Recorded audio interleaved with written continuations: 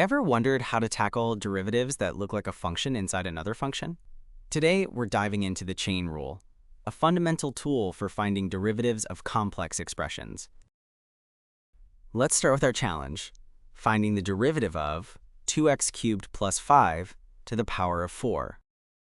The chain rule is all about breaking down a complex problem into simpler, manageable pieces. Think of it like peeling an onion. You work from the outside in. First, we identify the outer function and the inner function. We'll call the inner part u. So u equals 2x cubed plus 5. Now we differentiate the outer function as if u were just a single variable. The derivative of u to the power of 4 is 4 times u cubed. Next, we differentiate the inner function, u, with respect to x. The derivative of 2x cubed plus 5 is 6x squared. The chain rule states that we multiply these two results together.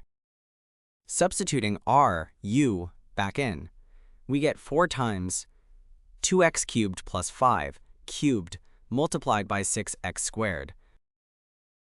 And finally, combining the constants, 4 times 6 gives us 24. So the derivative of 2x cubed plus 5 to the power of 4 is 24x squared times 2x cubed plus 5 cubed.